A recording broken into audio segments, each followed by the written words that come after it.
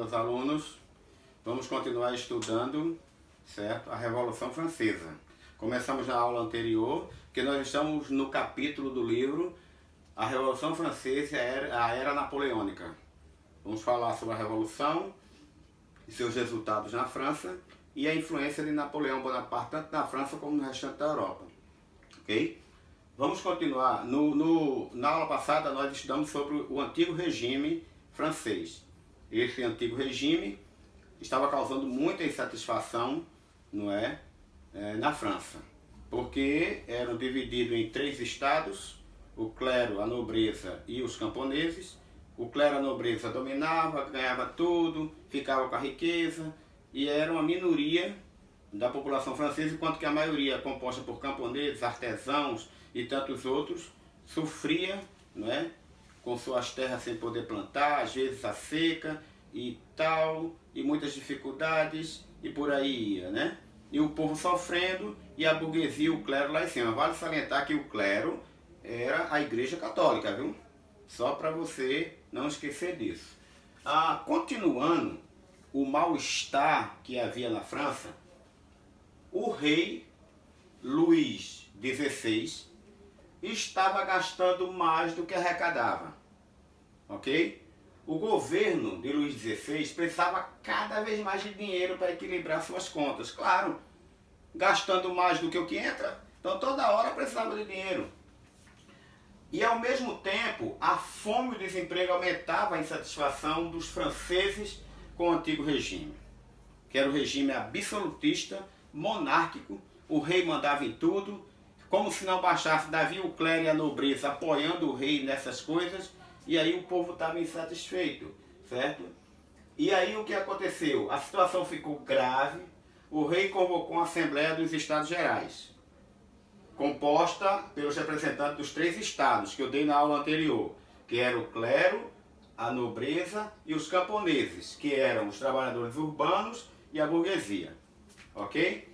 Essa Assembleia não era consultada há mais de 175 anos, para você ter uma ideia, né? Fazia muito tempo que não se convocava essa Assembleia.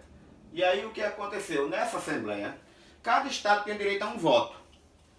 O primeiro estado um voto, o segundo estado um voto, o terceiro estado um voto. E aí o que aconteceu? Clero e nobreza estavam reunidos para dizer: o assunto que vier, nós 2 votamos a favor aos nossos interesses, nós temos 2 votos, eles só têm um, eles perdem, a gente ganha, vamos embora para casa. Eles esperavam isso, já estavam com a vitória certa, mas não foi isso o que aconteceu. Os membros do terceiro estado, a maioria dos pobres, lançaram a campanha em favor da votação por cabeça, isto é, por pessoa. Se fosse por pessoa, o terceiro estado ganhava fácil, porque tinha muito mais representantes do que o clero e a nobreza. Então, o que aconteceu? Os outros 2, claro, não iam aceitar, porque sabiam que ia perder. Aí, em maio de 1789, a Assembleia dos Estados Gerais reuniu-se para debater a situação do país, certo? Este ano, 1789, vai ser exatamente o ano da Revolução Francesa. Aí o que aconteceu, certo? Nesse momento, aconteceu que eles se reuniram, certo? Para passar adiante, certo? Aí, o que a gente vê é que quando eles estavam reunidos, certo?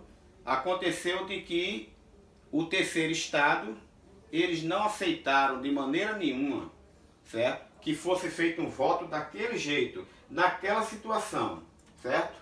Aí o que aconteceu? Tiveram que simplesmente decidir sobre a situação. Então eles queriam decidir a situação que estava, certo, acontecendo. Aí o que aconteceu? No início da Assembleia, certo? O rei reuniu em Assembleia, Luís XVI, e decidiu que tudo continuaria como antes, tá? A votação continuaria sendo por estado. E o terceiro estado havia proposto aquela questão de ser por cabeça, certo? E aí o terceiro estado continuaria tendo apenas 1/3 dos votos e perder todo aquele assunto ali. A tensão começou, o rei ordenou que os deputados do terceiro estado se retirassem do salão, certo? terceiro estado dizendo, não, a votação não pode ser assim. Aí o rei disse, então sai todo mundo. Um deputado do terceiro estado, chamado Mirabeau, ele rebateu e disse, estamos aqui pela vontade do povo.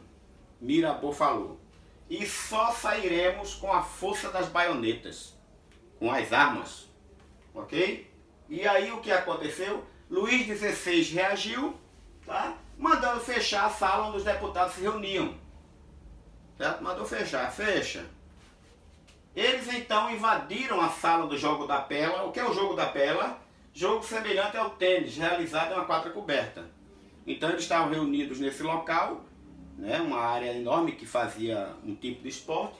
Eles entraram e lá juraram não se separar enquanto não tivesse elaborado uma constituição para a França, que ainda não tinha. O rei mandava em tudo, dizia as leis, ditava as leis, né? Os deputados do terceiro estado declararam em Assembleia Nacional com o objetivo de fazer uma constituição para a França. O clima estava montado, né? Aí vamos ver o que vai acontecer daí para frente. No dia 14 de julho de 1789, assim que se espalhou a notícia de que o rei mandara reprimir a Assembleia, caiu na boca do povo, olha, o rei mandou fechar tudo e expulsou o terceiro estado de lá. Populares da cidade de Paris saíram às ruas saqueando depósitos de armas e de alimentos. Com o apoio de soldados do exército, invadiram e tomaram a Bastilha, que era uma prisão símbolo do absolutismo, chamada Queda da Bastilha. Esse movimento Queda da Bastilha marca o início da Revolução Francesa.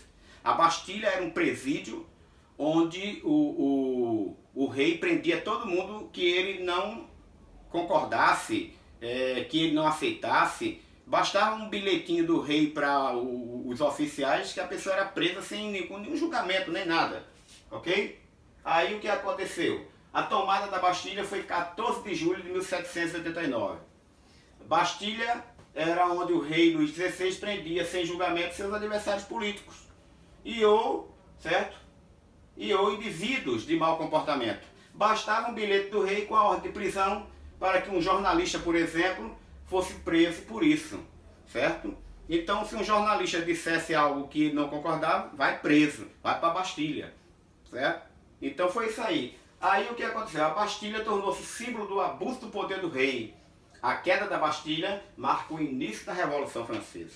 Agora há pouco mesmo na televisão, nós vimos nos telejornais os franceses comemorando a queda da Bastilha, né? Todo ano eles comemoram, relembrando o momento de mudanças que a França teve na Revolução Francesa, ok? Então, o exercício de fixação para terminar. Fazer uma pesquisa utilizando livro, revista, internet sobre a queda da Bastilha, focalizando a importância desse ato para os franceses, ok? Fácil, fácil. Até a próxima aula. Deus abençoe vocês.